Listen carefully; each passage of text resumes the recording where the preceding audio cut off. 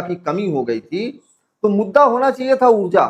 बंगाल में अगर विकास नहीं हुआ है तो मुद्दा होना चाहिए था विकास। शिक्षा की कमी है तो मुद्दा होना चाहिए था शिक्षा।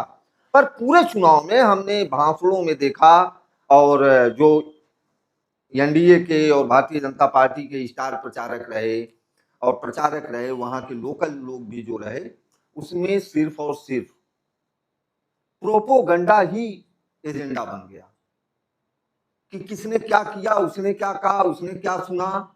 कोई डांस कर रहा है, कोई जो है कि खाने पीने की सामग्रियों पे प्रवचन कर रहा है।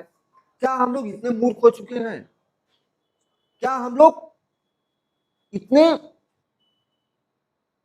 ऊपर हम उठ नहीं पा रहे हैं कि हम लोग देश के विकास के बारे में सोचे? क्योंकि एक एक प्रदेश ही जुड़ के एक देश बना हुआ है, एक एक जिला जुड़ के एक प्रदेश बनता है, एक एक गांव जुड़ के एक जिला बनता है, और एक एक घर जुड़ के एक गांव बनता है। तो आपको यह कहना कि हम पश्चिम बंगाल हैं, हम केरल हैं, हम कर्नाटक हैं, हम तमिलनाडु हैं, हम आंध्र प्रदेश हैं, मुंबई महाराष्ट्र हैं, हम मध्य प्रदेश हैं, उत्तर प्रदेश हैं, हम लोग कुछ नहीं, हम सबके सब भारतीय हैं। और इन्हीं छोटे छोटे एरिया से, एक एक प्रदेशों से हो रहे विकास से ही देश का विकास होता है।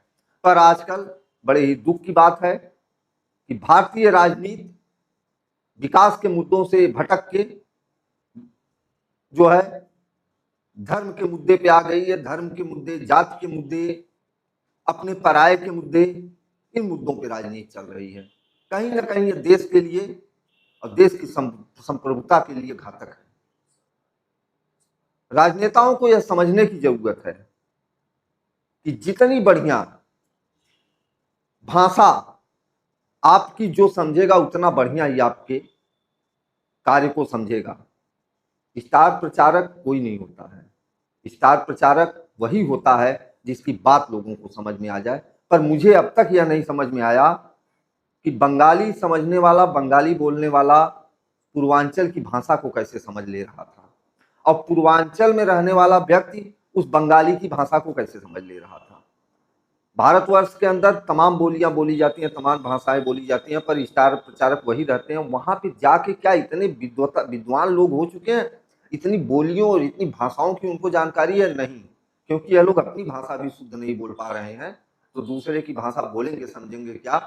पर जिन मुद्दों पर चुनाव हुआ वह मुद्दे सफल हुए, और भारतीय जनता पार्टी को फिर एक बार ढेरों बधाई और शुभकामनाएं।